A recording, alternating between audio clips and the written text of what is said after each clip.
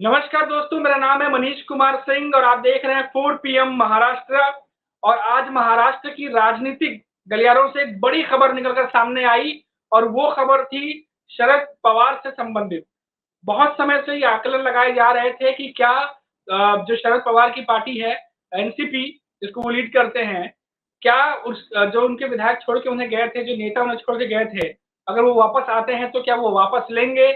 हर एक press conference में ये सवाल पूछा जा रहा था और इसी को लेकर के जो अंदाजे हैं वो ज्यादा लगाए जा रहे थे। और इस सबके बीच जो राजनीति गर्म थी वो थी संपर्क की राजनीति को लेकर के, क्योंकि तमाम बड़े नेता एक दूसरे के संपर्क में है, ऐसा कह के राजनीतिक रोटियां कह लीजिए या कह लीजिए तवा जो है गर्म किया जा रहा था।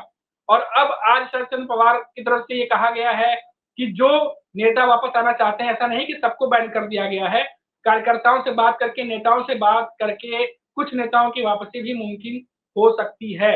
तो ये जो गुंजाइश, जो संकेत दिए गए हैं, इससे बहुत बड़ी राजनीतिक सरगर्मियां जो है वो तेज हो गई हैं। और ज्यादा जानकारी के लिए और बात करने के लिए इस पर हमारे साथ महाराष्ट्र से एक सीनियर जर्नलिस्ट संतोष तिवारी जी मौजूद हैं। संतोष जी, बहुत स्वागत है आपका 4 पीएम महाराष्ट्र पे।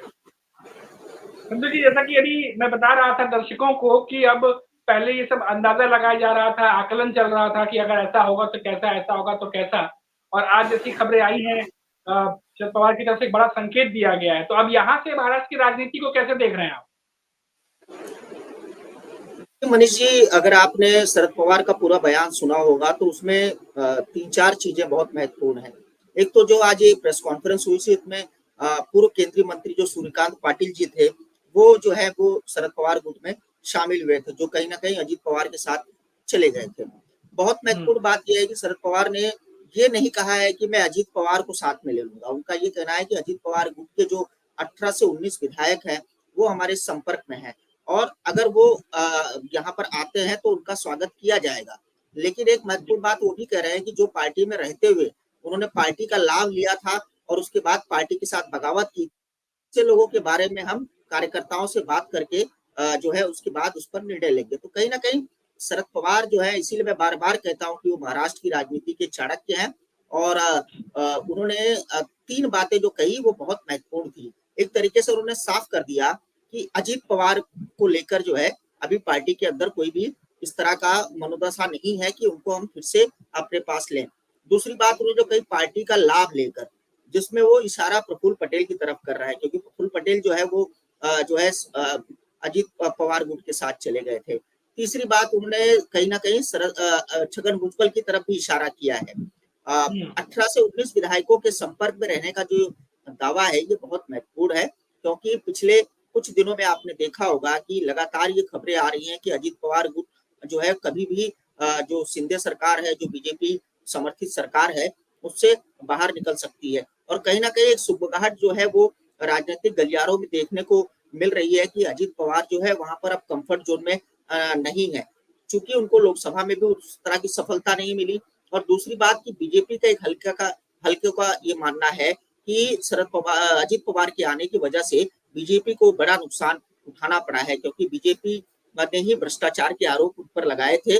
और जो वॉशिंग मशीन की बात बीजेपी के बारे में की जाती है, तो क्या वो वॉशिंग मशीन में आने के बाद भूल गए थे कि उनको वहां पर लाया गया? कुछ मामलों में ऐसा भी हो रहा है कि जैसे प्रफुल्ल पटेल के सामने ईडी की एक जांच चल रही थी, उसमें भी एक तरीके से सीधे तौर पर तो नहीं, लेकिन क्लीन चिट उनको मिल गई। कुछ ऐसे नेता भी थे जिनको क्लीन चिट मिल गई। तो इसको लेकर जो है जनता के अंदर जो संभ्रम निर्माण हुआ था, उसको लेकर बीजेपी भी अभी कंफर्ट नहीं है। शिंदे गुट के साथ वो भी कंफर्ट जोन में चल रही है, लेकिन अजीत पवार को लेकर जो है उनको जो जनता के सवालों का जवाब देना पड़ रहा है या कार्यकर्ताओं के सवालों का जवाब देना पड़ रहा है, उसको लेकर नाराजगी बीजेपी के अंदर भी है। और अजीत गुट भी ये जान रहा है कि जिस तरीके से लोकसभा चुनाव में उनको अपेक्षित सफलता नहीं मिल पाई, यहाँ तक कि अजीत पवार की पत्नी जिन्होंने सीधे तौर पर जो है सुप्रिया सुले को चैलेंज किया था, एक तरीके से ये दिखाने की कोशिश थी कि शरद पवार के गढ़ में हम आपको हरा सकते हैं। लेकिन वहां जिस तरीके से उनकी जीत हुई और बाकी जगहों पर जहां पे भी अजीत पवार के लोग खड़े थे, वहां पर भी उनको अपेक्षित सफलता नहीं मिल पाई। तो एक नाराजगी पार्टी के अंदर भी है, और ये नाराजगी सिर्फ भाजपा के अंदर नहीं है, अजीत पवार के गुट के अंदर भी है। अब उनको ऐसा लगने लगा है कि अगर हम इनके साथ रहते हैं तो विधानसभा चुनाव में जो हमारा बार्गेनिंग पावर है सीटों को लेकर वो किस तरह का होगा। तो जो भी विधायक उनके साथ गए हैं उनको ऐसा लग रहा है कि अब हम कंफर्ट जोन में नहीं है, और हो सकता है कि अजीत पवार ने जिस तरह से लोकसभा में समझौता कर लिया था बीजेपी और शिंदे गुट के साथ, अगर वैसा समझौता विधानसभा में भी हो जाता है तो हमारी जो सीट है वो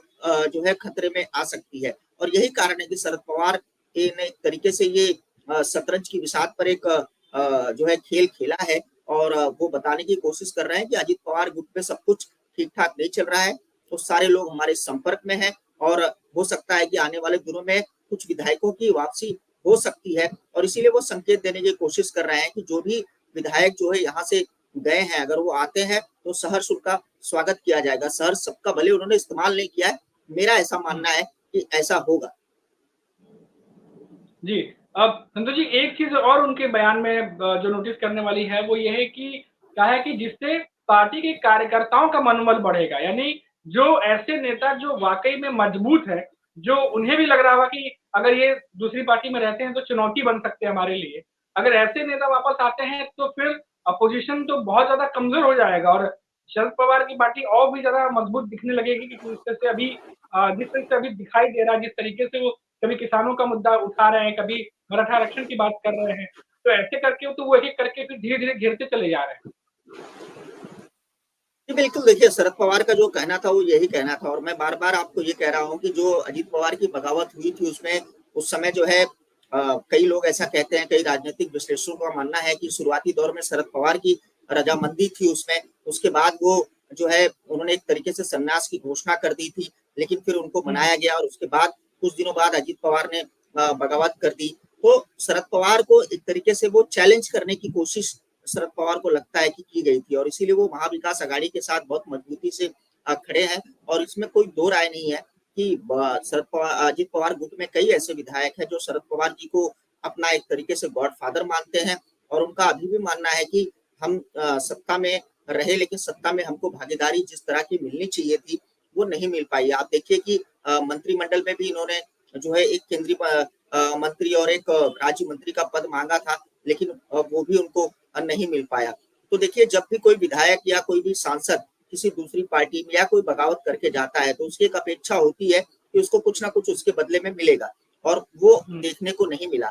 लोकसभा चुनाव में भी अजीत पवार गुट को बहुत अपेक्षित सफलता नहीं मिल पाई, और शरद पवार गुट को अच्छी सफलता मिली। आप देखिए कि 10 में से 8 सीट जो है वो शरद पवार गुट जो है वो जीत के आया, और महाविकास आघाड़ी का भी परफॉर्मेंस जो है महायुति के मुकाबले बहुत बढ़िया रहा। तो इसलिए कहीं ना कहीं कसमकस जो है वो विधायकों के अंदर चल रही है, क्योंकि आने वाले 3 महीने के अंदर चुनाव होना है। जहां तक मेरी जानकारी है कि अगस्त के आखिरी हफ्ते में जो है चुनावी आचार संहिता लागू कर दी जाएगी, और अक्टूबर के लास्ट वीक तक जो है वो चुनाव होंगे, क्योंकि 8 नवंबर तक ही यहाँ का कार्यकाल है। तो ऐसे में विधायकों के अंदर जो है एक इनसिक्योरिटी जरूर आ गई है, और ये जो लोकसभा चुनाव का रिजल्ट आया है उसमें ये देखने को मिल रहा है कि कई सीटों पर जो है उद्धव ठाकरे गुट हो या शरद पवार गुट हो या फिर जो उनके सहयोगी हैं उनको तकरीबन 180 विधानसभा में जो है वो लीड मिलती दिखाई पड़ रही है, और ये उनके जो है मोराल को बहुत हाई कर रहा है। उनको ऐसा लगता है कि ये सही समय है, अगर इस समय जो है महाविकास आघाड़ी को मजबूती से रखा जाए, विधायकों को अपने पास लाया जाए, नए जो विधायक प्रभावशाली हैं उनसे संपर्क किया जाए, और इसीलिए वो कह रहे हैं कि जो जनता के बीच में मजबूत लोग हैं उनको हम अपने साथ ले सकते हैं। और जाहिर सी बात है कि जो जनता के बीच मजबूत लोग थे तभी वो विधायक बने थे, वो अलग बात है कि बाद में वो अजीत पवार गुट के साथ चले गए।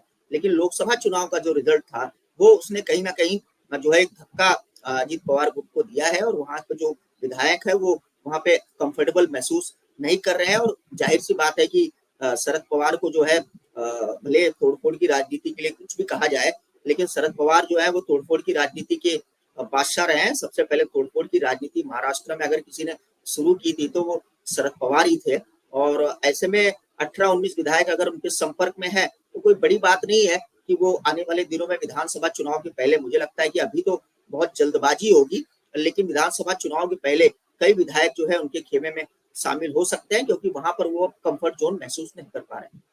संतोष जी उनकी कई अलायंस पार्टी भी हैं, जैसे बहुत सारे दावे किए गए थे कि जो यूबीटी ग्रुप है उनके भी संपर्क में बहुत सारे नेता हैं, तो कहीं ऐसा तो नहीं कि अब शरद पवार को देख करके उनकी तरफ से भी मन बदले, क्योंकि जब प्रेस कॉन्फ्रेंस हुई थी धन्यवाद देने के लिए एनडीए गठबंधन की तरफ से, तो पूछा गया था उनसे सवाल कि क्या जो लोग वापस आना चाहते हैं, उद्धव ठाकरे से पूछा गया था, तो उन्होंने कहा था कि देखेंगे। तो ये देखेंगे को किस तरीके से देख रहे हैं आप? और अभी जिस तरीके से शरद पवार की तरफ संकेत दिए गए हैं, लग रहा है कि उद्धव ठाकरे की तरफ से भी कुछ ऐसा किया जा सकता है? देखिए मनीष जी, क्या है, ये चुनावी मौसम है। आप समझ लीजिए कि एक तरीके से रणबिगुल बज चुका है यहाँ पर चुनाव में, और इस समय जो है राजनीतिक बयानबाजियां होती है। हर कोई ये दावा करता है कि फला विधायक मेरे संपर्क में है, फला इतने लोग मेरे संपर्क में है, और ये राजनीतिक का एक जो है वो एजेंडा ही है। क्योंकि अगर ये दावा नहीं करेंगे कि हम बहुत मजबूत हैं और हमारे साथ और बहुत लोग आने वाले हैं, तो फिर आपकी राजनीति कैसे आगे बढ़ सकती है। तो इस समय दावे जो है वो काफी किए जाएंगे। और ये भी आप समझ के रखिएगा कि आने वाले 1-1.5 महीने के अंदर बहुत कुछ उछल कूद होगी, यहाँ से लेकर वहां तक। यहाँ के लोग वहां जाएंगे, वहां के लोग वहां जाएंगे, क्योंकि मेरा ये मानना है कि जो लोग बगावत करके गए हैं, चाहे वो शिंदे गुट में हो या चाहे वो अजीत पवार के गुट में हो, वो अपनी सीट को सेव करने की पहले कोशिश करेंगे।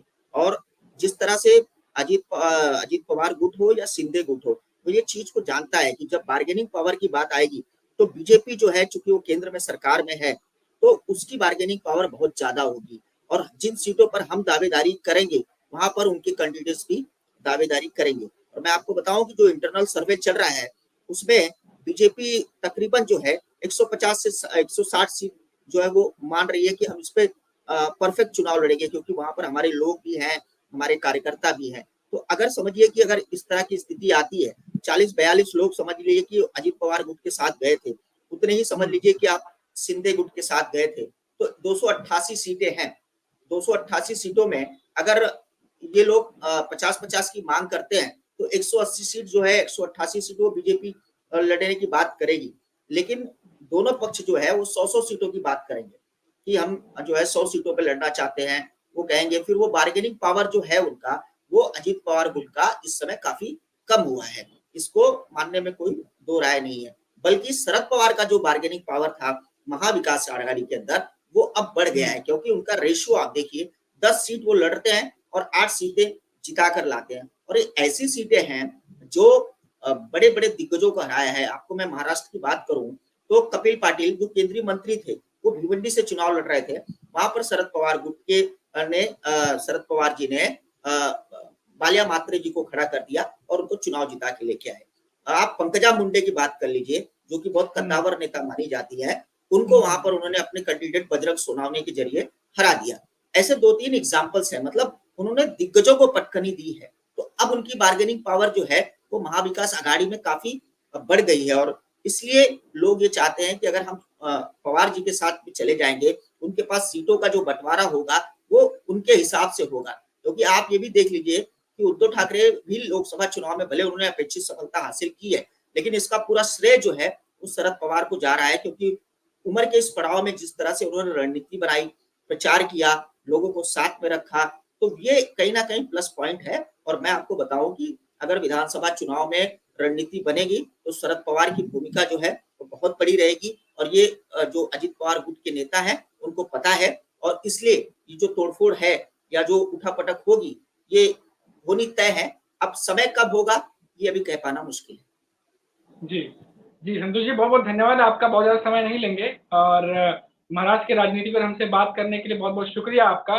तो ये संतोष जी थे। आज बातचीत थोड़ी संक्षेप में ही, शॉर्ट में ही रखनी पड़ी, क्योंकि समय थोड़ा सा कम था संतोष जी के पास।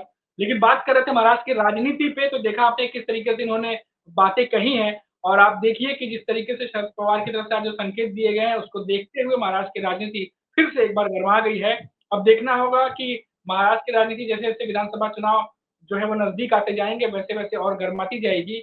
अभी तो सिर्फ एक तरफ से संकेत मिले हैं, अभी कई सारी पार्टियों की तैयारियां जो हैं वो अभी जोर पर है। तो ऐसे बड़े बड़े झटके एक दूसरे को देने के वो चलते रहेंगे। तो फिलहाल अभी के लिए इतना ही, और आप देखते रहिए 4 PM। महाराष्ट्र लौटेंगे तो बात करेंगे महाराष्ट्र की किसी और बड़ी खबर पर। तब तक के लिए मुझे इजाजत दीजिए। नमस्कार।